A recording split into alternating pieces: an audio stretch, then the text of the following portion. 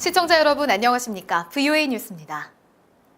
미국 국무부는 오는 9월 남북 정상회담 평양 개최와 관련해 남북 관계 개선과 비핵화를 분리해서는 안 된다는 입장을 밝혔습니다.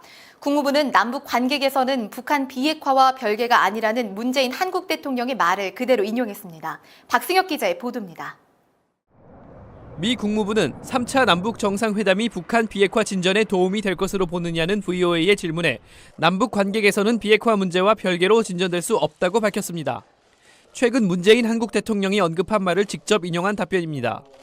국무부 관계자는 그러면서 북한 김정은 위원장이 트럼프 대통령에게 한 비핵화 약속을 지키길 바란다며 비핵화 전까지 모든 제재는 그대로 유지될 것이라고 밝혔습니다.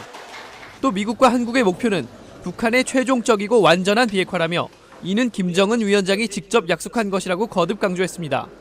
최근 존 볼튼 백악관 국가안보보좌관이 언론에서 남북 협상은 그들에게 중요한 것이고 미국의 우선순위는 비핵화라고 밝힌 것과 같은 맥락으로 해석됩니다. 이런 가운데 도널드 트럼프 대통령은 뉴욕주 포트 드럼의 군 부대를 방문해 7,170억 달러 규모의 2019 회계연도 예산이 담긴 국방 수권 법안에 서명했습니다. 미군 유해 송환을 위해 더 노력하겠다고도 밝혔습니다. Now these American heroes are finally starting to come home. They will be laid to rest on American soil. We believe in no American left behind.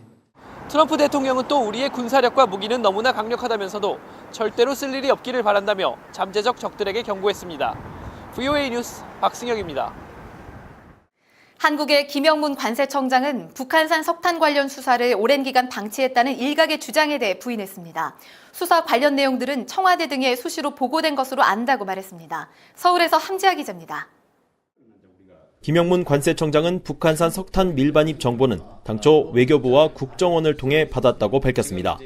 이후 관세청은 관련 내용을 근거로 수사팀을 가동하고 외교부와 국정원, 청와대 등 관계기관 협의체를 통해 수시로 보고를 했다고 말했습니다.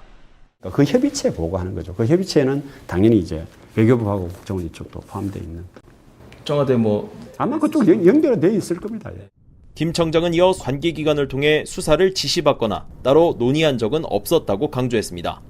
오랜 기간 조사를 방치해왔다는 일각의 주장은 부인했습니다.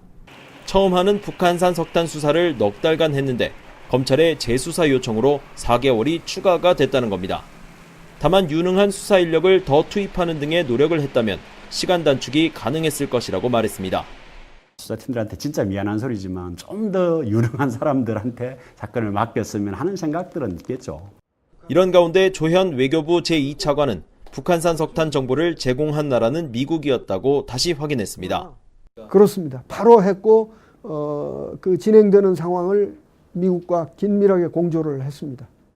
조 차관은 이어 미국은 한국이 조사 내용을 발표하지 말아줄 것을 요청했다면서 한국에 대한 세컨더리 보이콧은 없을 것이라고 단언했습니다. 서울에서 VOA 뉴스 함지아입니다. 해리 해리스 주한 미국 대사가 북한이 요구하는 종전선언과 관련해 시기상조라고 밝혔습니다. 해리스 대사는 13일 한국 서울 국립외교원 강연에서 종전선언 관련 질문을 받은 뒤 싱가포르 미북 정상회담 합의 이행이 출발점이라며 이같이 말했습니다. 북한산 석탄 한국 밀반입 문제와 관련한 미국의 독자 제재 가능성에 대해서는 한국 정부의 후속 조치를 본 뒤 결정될 것이라고 밝혔습니다. 라시나 제르보 포괄적 핵실험 금지기구 사무총장은 향후 북한의 핵실험 가능성을 남겨두지 않으려면 포괄적 핵실험 금지 조약 CTBT로 비준해야 한다고 밝혔습니다. 한국을 방문 중인 제르보 사무총장은 전문가 자담회에서 핵실험을 안 하겠다고 한 북한 말에 만족할 수 없다면서 포괄적 핵실험 금지 조약은 북한 비핵화의 실제 이행과 핵실험을 원천적으로 막는 것이라고 강조했습니다.